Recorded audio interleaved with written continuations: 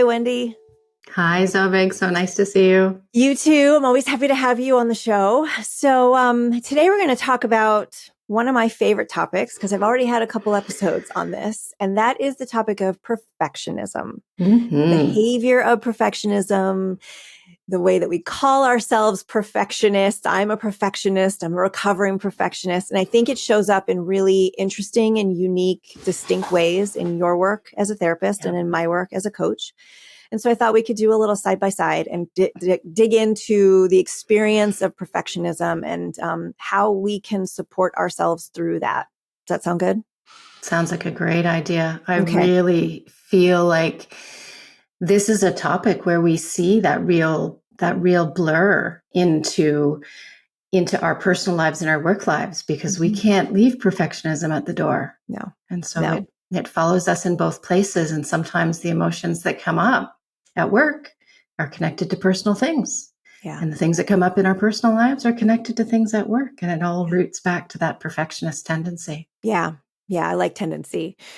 Okay. So let's just kind of start out with a little bit of level setting. I'd love to hear from you first how you see the perfectionist tendencies show up in therapy with your clients. How does that show up for you?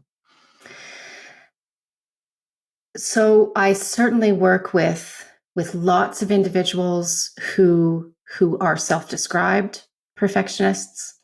I work with lots of folks who don't necessarily see themselves as perfectionists, but come to recognize that they might have some maladaptive tendencies in that way. And I think it's really important too, as an initial sort of bench setting, to kind of indicate this concept of what's maladaptive versus what's adaptive. Okay. And so what I mean when I'm talking about that is that perfectionism comes up in us as a protective mechanism, right? It's a way that we are protecting ourselves from feeling something that we don't want to feel. And protective mechanisms are helpful, right? They protect us. And they are helpful parts of ourselves right up until the moment that they're not helpful. And then they become maladaptive. And so there's this sense that perfectionism, there can be sort of a positive side to perfectionism, right? It's a driving force. It's something that pulls us forward.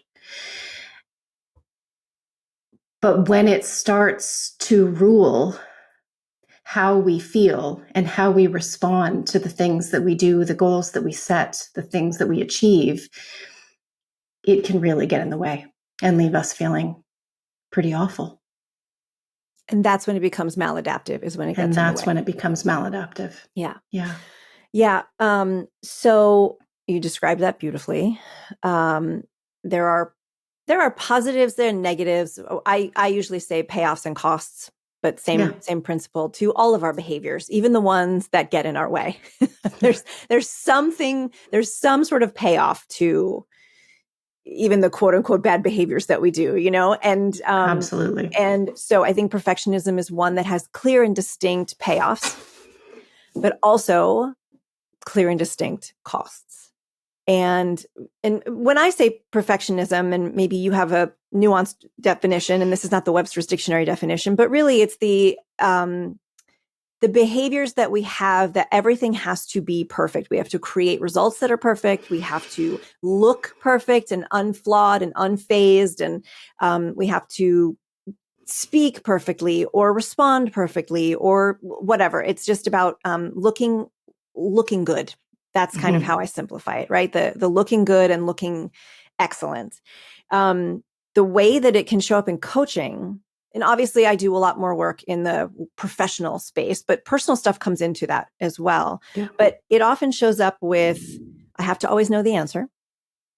I can't make mistakes in front of people because of what they might think. I can't not know how to do something. There's no space for me to learn. And I do notice it, like you said, you called it, I call it a coping mechanism, and your protective mechanism is what you called it. And I often refer to it as a coping mechanism because it probably did have its purpose at some point. And when it shows up in coaching, we talk about it from a place of way back in the way back when it had a purpose. Maybe it did protect you from something. Maybe it was a survival tool, a way to be liked or loved, or at least not hurt. But where you are now is presumably not in that place. And now we're solving a problem that no longer exists by leaning into that perfectionism tendency. Mm-hmm. And so that's kind of where we start out with it in coaching. Now, can you share a little bit about where you see this tendency, behavior coming from? Like the roots of it, where it can, how it grew and from whence it came, if you will. Yeah. I mean, I think you're asking about like the way back, like where do these tendencies sort of tend to emerge? And there are all sorts of places that perfectionism can bleed out. It can come from growing up in an environment where there were really high expectations. It can come from growing up in an environment where certain needed things like love and support got inextricably connected to achieving certain goals, certain grades, certain appearances, getting onto certain teams, right? That those were the moments that a child might have felt a lot of love coming from a parent, was when they achieved something, as opposed to when they just were or trying something. It can come from trauma. It can come from a desire for control out of chaos. I mean, there are a lot of reasons why we strive to be perfect, to be okay in this world. And I like the way that you were talking there about the when you see it coming up in the workplace, and some of the ways that you were describing, like, I have to know the answer. I have to know how to do this right the first time. I have to be able to fulfill the thing by myself. By myself. I think that's a huge part of it. Yeah. Right. One of the ways that we can think about splitting the positive sides of perfectionism is to just give it a different kind of name. And so if we think about perfectionism or a perfectionist versus a high achiever, that can be a really helpful way to sort of just have different language to talk about two of the same things. And so what's important about the distinction between a high achiever and a perfectionist is that drive component. So when we talk about a high achiever is someone who is pulled towards a goal. Ooh, that's my goal. I want to achieve that. I am striving for that goal. A perfectionist is often being pushed away from something, and it's usually fear of failure. Right? So it's this distinction between being very forward focused and I am moving towards something versus I am avoiding the fear of failure. And what really feeds into that you were just talking about is that piece about doing it alone, right?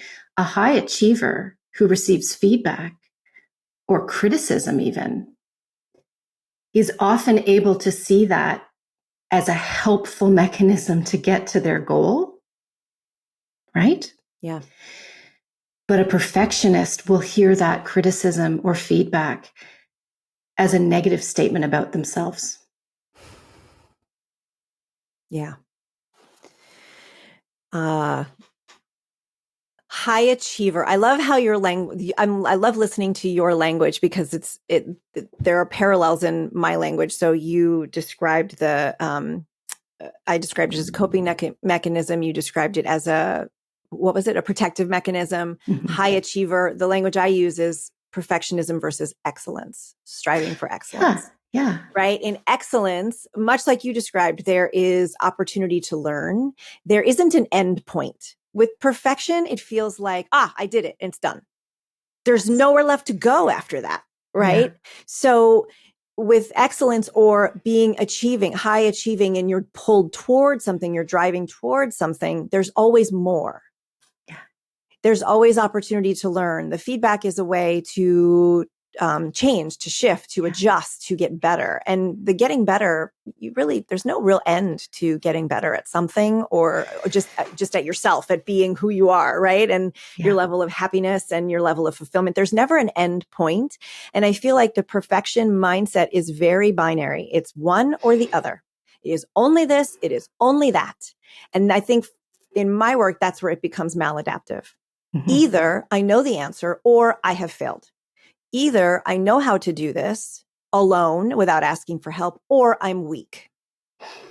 It's such a either or experience that is, like you said, maladaptive. I just say working against you. It gets in your way. Yeah. Right? Yeah. Go ahead. Because if you think about too, and I love what you're saying about this, and I like excellence. And in some ways it really fits with this next piece that's come into my mind, right? So when we are being pulled toward excellence, every step that we take toward excellence is making us more excellent, right? Even when we haven't achieved the goal, every step we take in that direction is a positive step because we're being pulled toward something. Mm-hmm. The same is not true when we're being pushed, when we're avoiding. Because it doesn't matter how many steps I get away from the fear, I haven't actually escaped it until I achieve that so-called goal. Mm-hmm. But then, of course, what perfectionists find is that they get there and it doesn't actually last or really fill the bucket of what is needing to be filled, mm-hmm. right? So I just this notion of if we're moving toward excellence or being a high achiever, we're always taking steps in the right direction. But when we're avoiding something, it's like we can never get away from it. Right. It's always still behind us. Right. You said I like the bucket metaphor. You said you get, perfectionists will get to the end point, they'll do the thing, and then they realize that their bucket isn't being filled. What would fill the bucket from your perspective? What is the thing that would fill the bucket? Yeah. I have thoughts on this, but I want to hear yours. Yeah. Well, so I feel like this is a really important time to completely out myself here and say, I am someone who has struggled with perfectionism my whole life. And it's really not been until, the last 5 years of hard work on myself that I feel like I have, been able to sort of break down some of those tendencies in myself that were maladaptive. And so you talk about what is it that we need? And what I see is it's being able to disentangle our sense of self from the things that we achieve. Okay. Right? And so I think it's why a high achiever or someone who's striving for excellence has such a tendency to bounce back quickly, because the thing that they're working toward isn't a reflection of them. Mm-hmm. It's something that they're doing. It might be something that they're incredibly proud of, but it's not them. Whereas for the perfectionist, those goals that get set, which let's be clear, perfectionists also often set goals that are way outside of the realm of possibility. Yeah. When we don't achieve those goals, we view that failure as an indication that we are not worthy. Mm-hmm. I'm not good enough. Which is very different than I didn't achieve that goal, or I wasn't able to complete that task, or I wasn't able to, fulfill that dream. And I'm still a really good person. Yeah. Yeah. And. Right? And instead of the but, right? It's an and. And I'm for some reason, I'm just noticing the parallels in our language. So my and is, and it means nothing about me. Yeah. whatever language you want to choose, there is an and the and is in your favor. Mm-hmm. So thank you for outing yourself. I will do the same. When you described different types of what perfectionism could look like at the beginning of the show, the one sort of way you described it was people who don't consider themselves perfectionists, but they still have some of those maladaptive tendencies. Mm-hmm. I don't consider myself a perfectionist, but I'll tell you, when I think something needs to be a certain way, I'm relentless about it, and I'm pissed when it doesn't happen. So I think that I have the tendencies. Now but there are many places where I'm like, done is better than perfect. Let's get it out. Let's see what happens. Whatever. If it's not, it's all good. Many areas in my life I've worked to get more comfortable with that, right?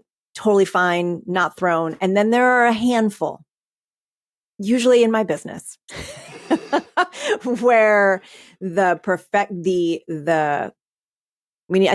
is a good segue into the emotions around the perfectionism, the embarrassment, the beating myself up, the feeling of maybe shame for a moment of like, oh, I should have known better. I should have experience. Mm-hmm. All of that stuff can show up sometimes for relatively small things and so my response to it can be disproportionate to what's actually happening, right? It doesn't actually require that level of response to it. But there are emotions that go along with this. Mm-hmm. I wouldn't say it's wanting to be perfect. It's almost this need. It's almost a compulsion. It can be a compulsion sometimes to always get things right, have it be flawless, and have me be flawless in the process. And I just want to touch on the entanglement of who I am in what I do and the results I produce, and being able to create space. And we do that a lot in coaching, is work to create the space of, this is what I do. And yes, I could be passionate about it and proud of it and really invested in it. And it is not who I am, and a sign of my worthiness. Worthiness shows up in coaching all the time. Yeah. We might not use that language a lot, but it shows up all the time with everybody. Yeah. So, I want to talk a little, if we can, like sort of go right into emotional stuff around this, because there are some clear emotions that can show up when a perfectionist has not achieved the results that they believe they should have achieved, when they feel that they have failed at something. And here's the challenging part, is that true perfectionists feel like they fail pretty much 100% of the time. Yeah. Because there's no such thing. And the goals that they set are unsustainable. Brene Brown has a really powerful line where she says, if perfectionism is driving, shame rides shotgun. Mm. And I think that, to your point about the emotions that this brings up, that feels bang on to me. Yeah. That feels very appropriate. And so, because everything is entangled, not being able to achieve the thing is then a statement on who we are and how worthy we are when we don't achieve the very unrealistic goal that we have set for ourselves. Mm-hmm. Shame comes flooding in. Mm-hmm. And that, of course, is the thing that we're trying to avoid. And that's where the cycle of perfectionism starts, is that I need to be able to achieve and execute perfectly in order to avoid feeling that shame. And so we end up just chasing, right? It's why we set the goals so high, because we are trying to stay one step ahead of the shame that is right behind us. Yeah. Yeah. And that, the avoidance though, like there's no joy in that. Like it's impossible for a person to experience intrinsic motivation when you are being extrinsically motivated by the thing that's behind you that you're trying to, the monsters that are behind you that you are trying to avoid. And this is one area where we do spend some time in coaching, is that intrinsic versus extrinsic motivation. And I think that perfectionism is a result of the potential of people saying you're not perfect, you don't look good, you're not smart enough, lovable enough, attractive enough, whatever it is. That's an external motivator for sure. It will push you forward 100%.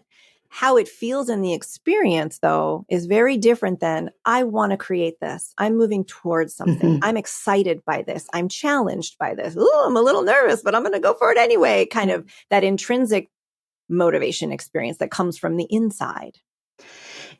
And I think there's some stuff we can dig into here around that intrinsic, extrinsic component and how that feeds the shame monster, and also how, when you were talking about like where does this come from? Yeah. And how we disentangle self from the product, from the goal. Let's just look really carefully at it. It doesn't take a lot to set some of these things in motion in the young developing child, right? Think about how often, out of a really well-meaning place, we talk about children's achievements, right? Oh my gosh, you're amazing. Look what you just did. That thing you did is amazing. We have a tendency to focus on the product, extrinsic, and not the work it took to get to the product, which is going to feed the intrinsic. There was a fascinating study done where they took a group of children and put them in two different groups, and the children received puzzles that got progressively more and more difficult. And so they started off really easy, and then each puzzle got a little bit harder, and a little bit harder, and a little bit harder. And the only change they made, the only variable that was switched, was the kind of feedback that they received from the people that they were with while they were doing the puzzles. And in one of the groups, the feedback was, wow, you're awesome. You're the best puzzle maker I've ever seen. You are so skilled at puzzle making. That puzzle is perfect.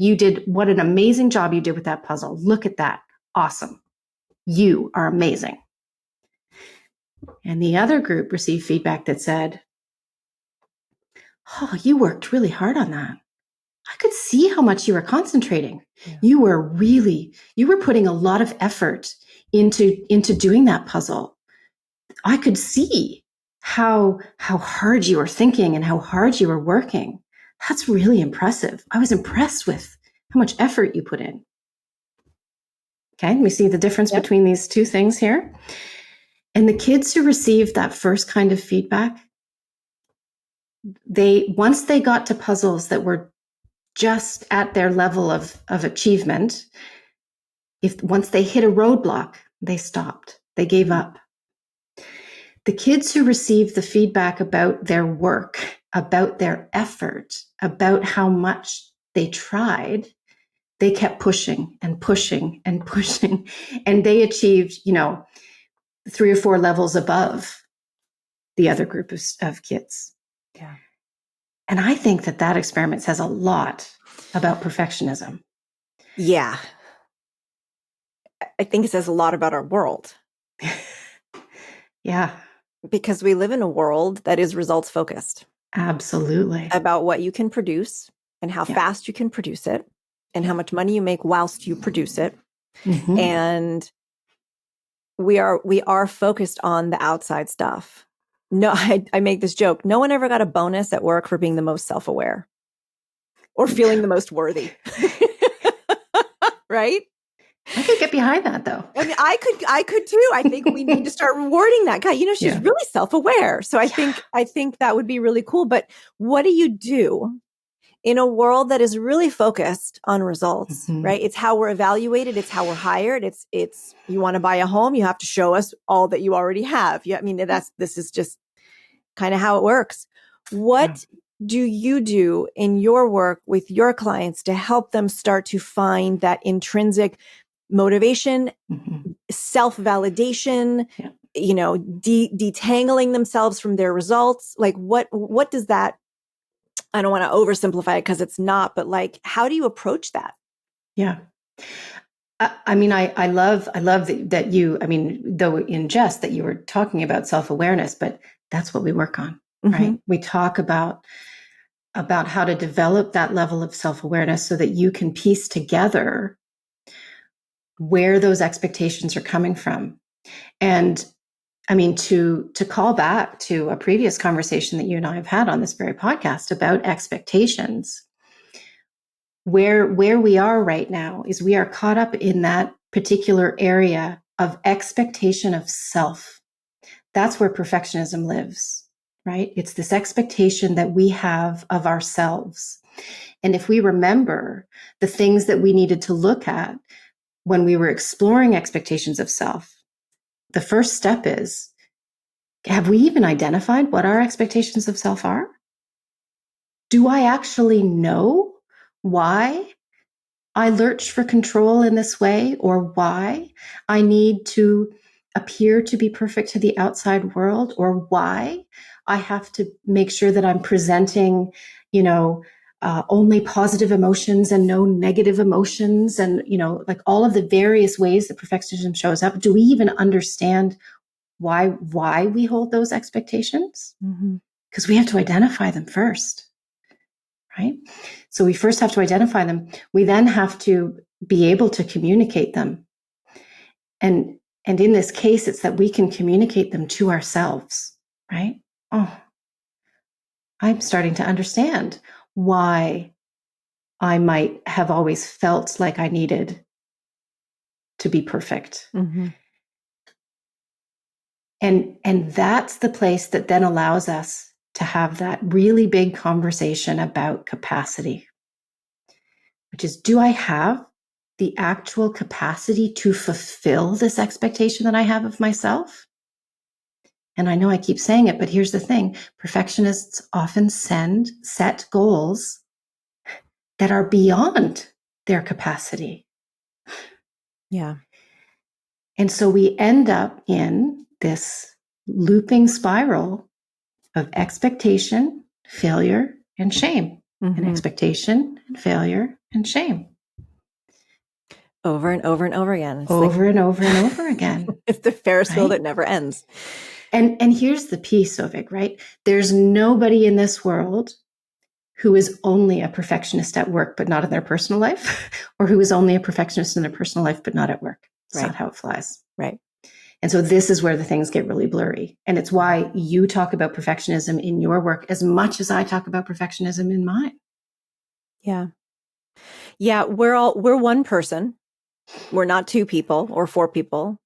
We might learn to manage ourselves a little differently in different environments, right? Yeah. I know that some things that may be okay at home cannot, will not, should not show up at work, but the experience inside is still happening. It does, even if I'm not expressing it, the experience inside is still happening. And so, no, we are not a perfectionist in one place and then totally laid back and chill in another. No, we're not.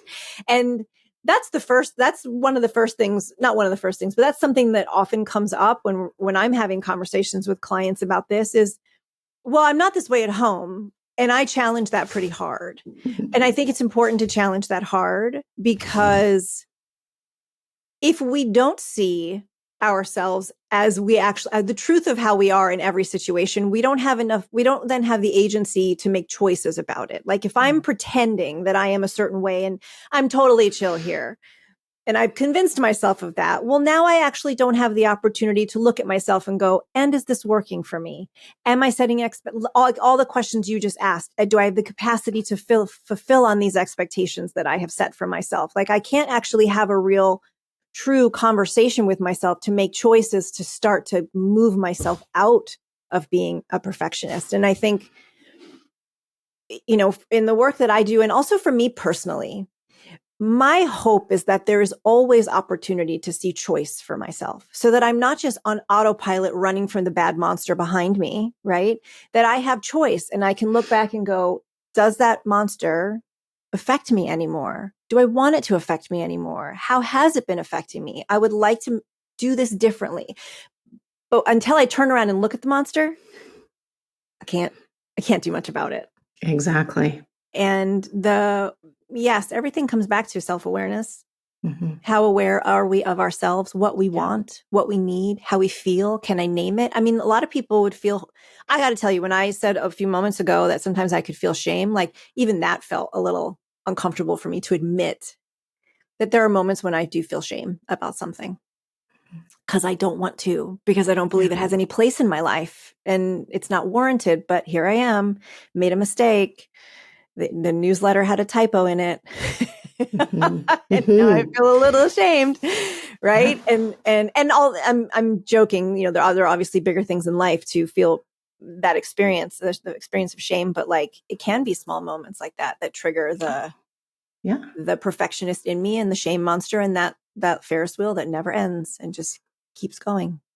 Absolutely. Absolutely. How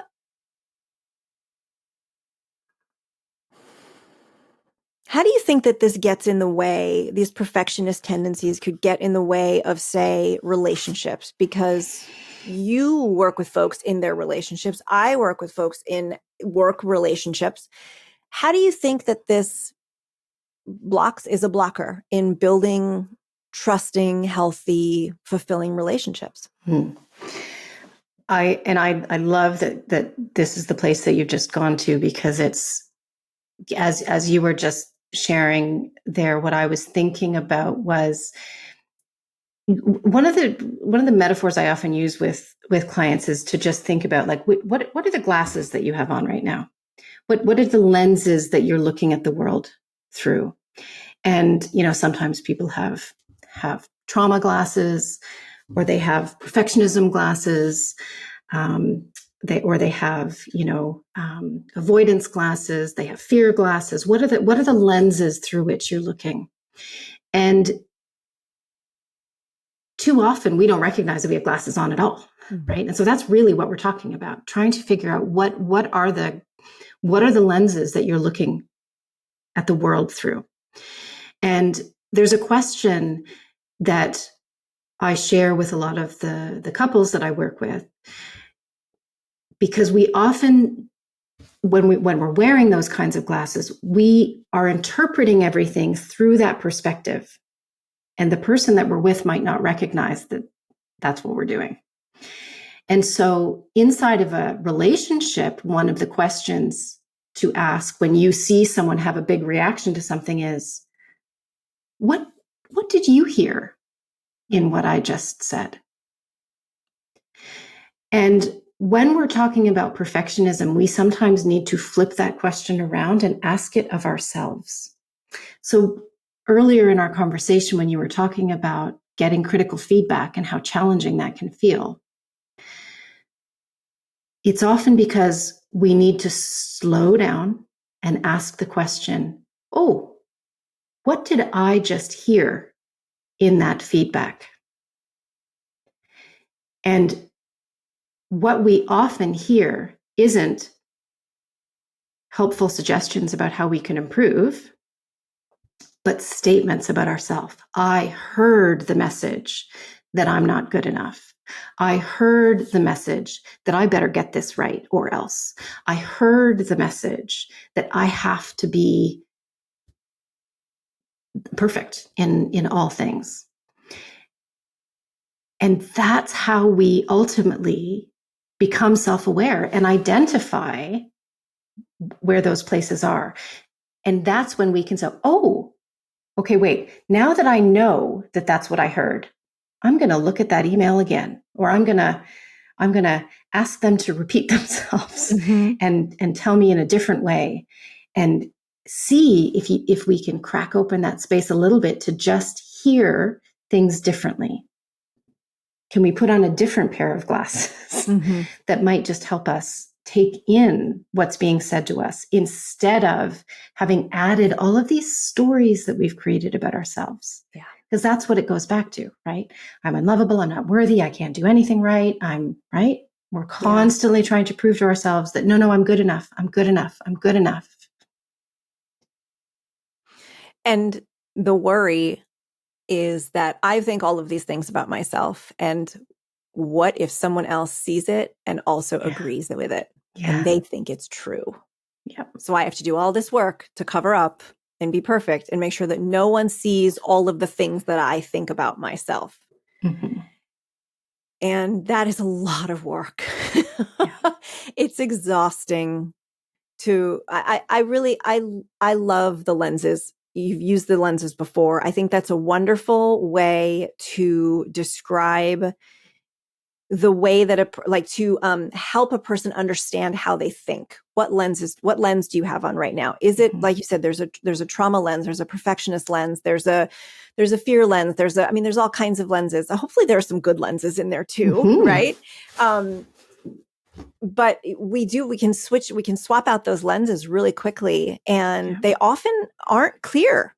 They're really not clear lenses through which we can see truth. And, okay, I just have this indulgent question to ask. What is it? So, I think that sometimes this behavior can be a little indulgent. Like, I set really, really high goals that I know I can't possibly achieve, or I'm going to be really hard on myself all the time. Like, it almost feels like this place that we can go that's almost overindulgent of like, I'm not enough and that's my story. And I'm going to hold on to it, because I've worked with folks who hold on to that. They try to convince me that they are not good enough. And I'm like, no, I'm not your fan. I'm not that audience. I'm not buying the campaign. Right. And so what is that about? Like when we have to hold on to that so tightly, I'm going to prove to you that what I am is not enough. And that it's right for me to then be a perfectionist. I have to do these things. What is that? What do you think that's about?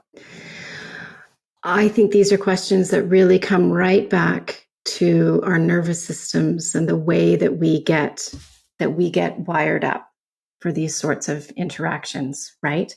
And so, like the perfectionist traits run deep in our nervous system. There are like as soon as we're talking about protective mechanisms, we're talking about the nervous system ultimately. And if we have set in place patterns of behavior over years of our life, right? And perfectionism often finds threads in the way back, as you've described before. That means that our nervous systems are shaped around those perfectionist tendencies. And here's the thing about the nervous system. So like what we know from a neuroscience place is that the brain is a remarkable thing, and we can continue to rewire and change and evolve.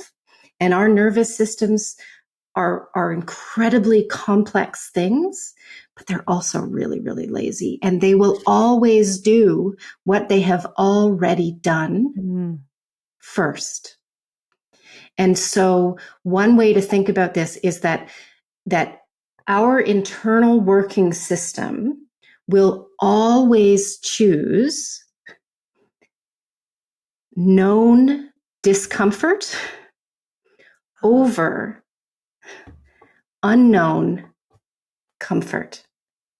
Okay. And so we can become really stuck in this notion of perfectionism being a self-fulfilling prophecy, of my not being enough being so true that I get to just stay in this discomfort because it is safer, it is easier to stay in this discomfort that I know really well than it is to even consider the possibility that I don't have to be here. Okay, that was an excellent description. An explanation I could not have given, but I love that you brought up the nervous system and the.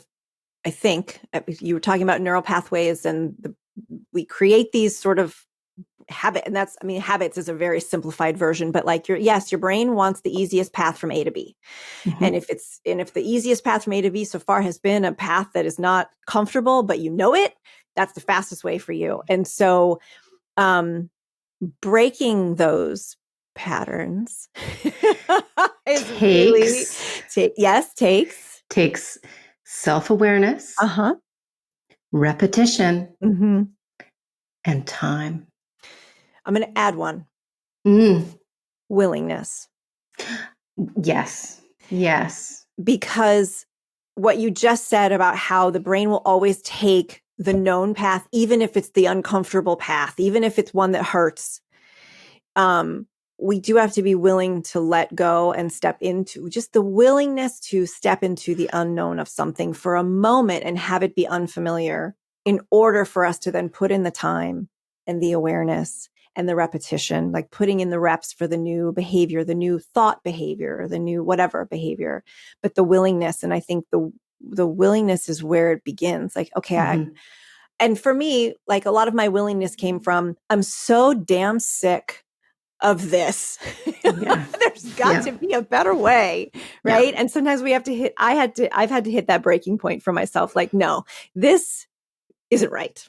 I cannot continue this way. There's got to be another way here. And sometimes we have to hit that. And sometimes it's a loving person saying, hey, Wendy, I'm noticing you're really suffering through this experience over and over and over again. Maybe we should consider something else. Like, I don't know what a person's sort of nudge into willingness is, but just the willingness to see that I might not be as bad as I think I am. And I might not need to put all this effort and energy into pretending and being perfect. And maybe there's a way for me to just be a little more myself. But even that can be scary. Yeah. Yeah. It's incredibly scary, right? Especially if we think about there's a double scare here for the perfectionist, because we're now talking about setting a goal that is so far off in the future.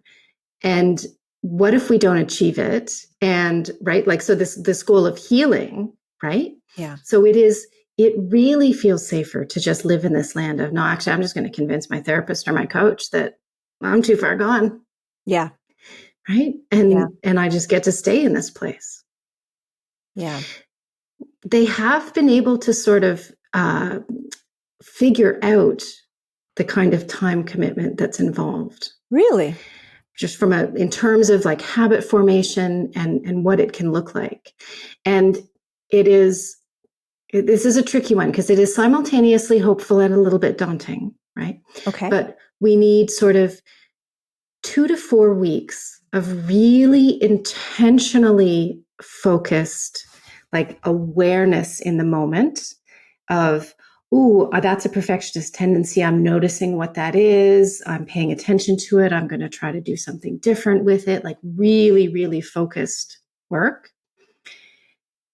Then it's 6 to 8 months where we continue to catch ourselves, falling into those patterns and making corrections and slowly making corrections. And then it's 2 to 3 years before a new neural pathway can take over one that has been really embedded in our sort of like deep in our systems, right? But I feel like that makes sense, though, for it to take that much time, Wendy, because some of this stuff is from the way, way back. It took 20, 30, 40, 50 years to develop and perfect, right? Yeah. And to get really good at our stories and our maladaptive behaviors and become experts at that. And so it takes time to unravel stuff that does run really deep. And it really does. And you said, as you said a couple of times, you said sort of catch yourself and notice yourself in the moment. And one of the things that I try to do for myself, but also I give to my clients is, because I inevitably, I will say that too, like we have to learn to catch ourselves in the moment or as close to the moment as possible. And sometimes it's like, oh, I caught it a week later. Oh, and then I catch it 3 days later. And oh, I'm catching it. Oh, I did that. I'm doing it right now. Right. So you can get closer. But one of the triggers I like to, or the signals rather that I like to use is, what am I feeling in my physical body? Yes. Because in those moments of, I'm not feeling like enough. Oh, I have to overcompensate. I have to get this right. I have a physiological feeling. For me, it's usually my heart's racing. Once in a while, I will feel my throat close up, almost like I can't speak, right? There's not enough air getting in there. And in my early days of training, when I would be in front of people, I do a lot of training, and I would get tension or pressure headaches because my heart would race because I was nervous. I wanted to get it right. I wanted to do it well. And so I would get these, my heart would race for however long, 2, 3, 4 hours. And then after it was all over, I'd have a pounding, splitting headache. And so, checking our bodies, I think, is one way to get present to, I'm in my perfectionist tendency. It's happening right now. What do you think of that? Oh, I think yes, inextricably so. We absolutely need to be paying attention to where those sensations come from, because it comes up from the body first, right? Long before we're having conscious thought about it. And I like the way that you were talking about, sometimes at the beginning when we're working on something, we don't notice we've done the thing until after we've done it. Congratulations, that's step one. You at least know that you did the thing, right? Yeah. And that's not even true. Step one is actually just is identifying that there is a thing. That there is a thing. Yes. That there is a thing. And then the phase is, oh, I did it, but it's back there. I already did it. And here's where people often pull away from change, is in this very phase, right? Because they're like, well, I'm trying and I'm still doing it. Of course, you're still doing it. It didn't work. Right? Because you can't just like flip open the back and flip a switch. It takes time. So yes, there is actually this period where you keep doing the maladaptive thing. There's a term for it. It's called conscious incompetence. Okay. It's one of the most challenging periods of sort of like therapeutic healing, because it's this period where you know that you do a thing, but you can't stop yourself yet. Yeah. You're, but knowing is actually the first phase. Yeah. You are doing, right? So we identify the thing, we know we do the thing. Mm-hmm. Then there's a period of time where we don't catch it until after we've done it. And then, as you pointed out, there's a period of time we catch ourselves right in the middle of it. Oh my gosh, I'm doing the thing. I'm doing that thing I always do. And then eventually, we get to this place where we notice, oh, I'm starting to feel that thing I feel right before the thing happens. Mm-hmm. I'm going to try something different. And we do something different. Yeah. But this is the part, right, when we talk about the length of time it takes. Self-awareness, repetition, time. Yeah. And as you say, and a willingness to stick it through that period of conscious incompetence, because it feels really yucky. And so let's just think about even that term. Yeah. How is a perfectionist going to feel about conscious incompetence? Oh, they're going to hate it. They're going to hate it. And they're going to hate that it takes time to stop being perfect. So they're trying to be perfect about learning how to not be perfect. I remember the visceral sensation when I started my own like really important therapeutic journey, where I felt like, oh my God, like I had all these light bulbs going off and I was figuring stuff out and I was like recognizing things. And I remember saying to my therapist, can we just speed run this now? Like, can we just go? How do I just go? I got all the pieces. Like, how do, and she kindly and gently said, yeah, that's not how it works. Yeah. And years later, I'm forever grateful for that. But it doesn't feel good, right? To be in that place where you're learning and you can't actually be perfect. Yeah. I'm going to add a fifth one to our list. So for you said the three things were self-awareness, repetition, and time. Mm. I added in the willingness, and then I want to add on the back end another one, which is grace. Oh, for ourselves. Oh, I love that, Zovig. Yeah. Because you're going to go, like you said, you're going to go through that conscious. I love the term. I just have this visual of myself like tripping over something. I don't know why. It makes me chuckle, but the conscious incompetence is probably really, really difficult it's a difficult experience to endure, because you're seeing yourself trip over yourself, right? You're doing the thing you're trying not to do. And given that you see yourself as a high achiever and excellent and all of that, it's difficult to be fumbling around. And so I would add in grace, or you can change that out for compassion or even self-forgiveness, because the kindness that we give to ourselves is sometimes the only kindness we get during a day. Mm-hmm. We don't live in a very forgiving world. And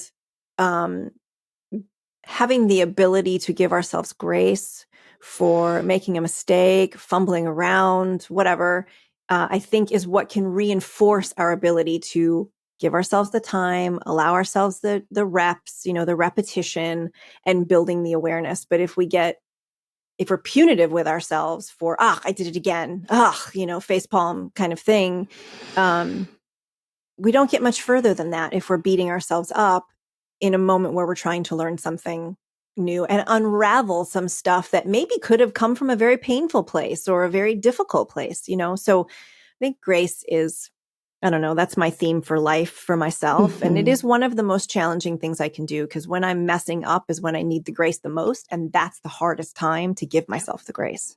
It's really easy to be graceful with myself or gracious with myself when I'm doing great, when everything's working. I could not agree more with you about the role of grace and I will. So for me, where I take that is always to compassion, to self-compassion. Mm-hmm. The role that it plays in this healing piece is incredibly powerful. And I think it is actually critical we add it to our list, because it is not a nice to have. It is necessary for this healing. Yeah. Something else perfectionists tend to have an abundance of is compassion for other people. Mm-hmm. And a very low threshold for self-compassion, right? So they can really extend it out, but then I'm just going to heap it all on myself and not be able to offer myself that grace. Mm-hmm. And there really is some remarkable research in and around self-compassion that is starting to come out. Again, when we start to think about our nervous systems and how it responds, compassion, that sensation of forgiveness of self-compassion is something that releases neurohormones that are inherently self-soothing. I'll give you an example. And we may have talked about this when we talked about the expectations piece, but I think it really highlights the way that compassion functions. So in a working context, you're working on a project with someone is supposed to be fulfilling obligation X, and you've been reminding them, and they haven't responded, and you're starting to get, you're getting angry and frustrated, and they haven't held up their side of the bargain, and they haven't whatever. You know what that feels like, yes. Right? You're tense, you're sitting there, keyboard warrior, like sending off angry emails about how they haven't done the thing. And then you find out that they had a death in the family or a major illness, or that something very serious has prevented them from fulfilling that obligation. And I don't know about you, but I know what that feeling is like. I've gotten so tight and angry about something, and then I find out this piece of information, and it's like it just goes, yeah, it dissolves. That feeling, of, oh, I get it now. That feeling is compassion. Mm. And so sometimes the work that we have to do is help our clients recognize that feeling towards someone else so that they can then try to turn it inward on themselves. But it's also going to take some time. Yeah. Yeah. Okay. I think it's time.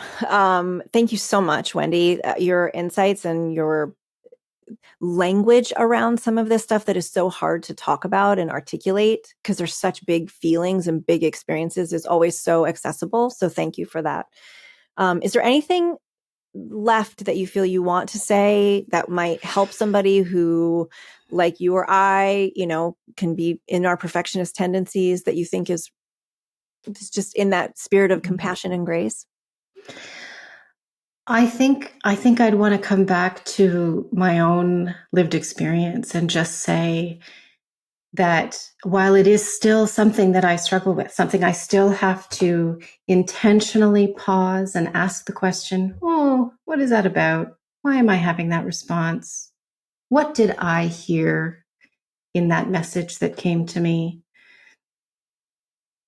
The capacity that I have now, having put in the work and the effort and the time, even though there were moments that it was so frustrating and felt hard, it feels good on the other side. It feels good on the other side. And it is worth the investment of time in ourselves. Yeah, we are worth investing in ourselves. Absolutely. Taking the time to slow down, be kind to ourselves, give ourselves the support we need, the love that we need. Yeah. That ultimately creates better results. Yeah. Okay. Thank you so much, Wendy. It's always a pleasure having you on. And thanks to everybody who's listening, and we will be back in another 2 weeks with another episode. And until then, I send you all lots of love and big energy. Take good care of yourselves. See you soon. Thanks all.